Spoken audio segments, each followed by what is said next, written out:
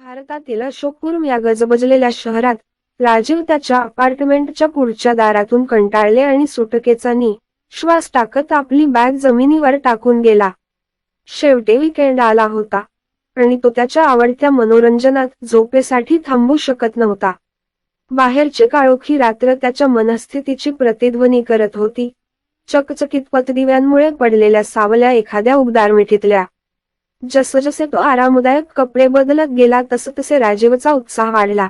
तो ऑफिसमध्ये आणखी एक कठीण आठवडा वाचला होता आणि आता मॅरेथॉन स्लीप सेशनसह स्वतःला बक्षीस देण्याची वेळ आली होती. कोणताही अलार्म नाही, मीटिंग नाही, डेडलाईन नाही, फक्त त्याच्या उशाशी गोड शरणागती. त्याला जांभई आली, त्याच्या थकव्याचा भार जाणवला आणि तो बेडरूमकडे निघाला. रात्रीच्या दिव्याची मंद चमक आली आणि राजीवचे डोळे अपेक्षेने पाणावले. तो कव्हर्सच्या खाली सरकला.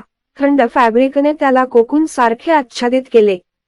तो निघून गेला तोच दिवाणखान्यातून एक मंद कर्कश आवाज आला.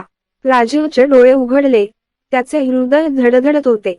ते काय होते? राजीवचे डोळे विस्फारले आणि डरकाळी वाढत गेली आणि थंडगार वाऱ्याची झुळूक खोलीतून वाहत गेली. अचानक रस्त्यावरचे दुष्ट भूत कालाकांडी त्याच्यासमोर अवतरले. त्याचे डोळे अंगारासारखे चमकत होते आणि त्याची उपस्थिती क्षय झाली होती. राजीव थरथर कापला. त्याची झोपेची शांतता भंग पावली. कालाकांडीच्या हाडाच्या बोटांनी त्याला पकडले आणि राजीव ओरडला, माझा वीकेंड नाही. भूताने त्याला स्वयंपाकघरात ओढले, जिथे त्याला मस्फलेद स्ट्रीट फूडचा डोंगर खाण्यास भाग पाडले. राजीवच्या चौकळ्या भयभीतपणे किंचाळल्या.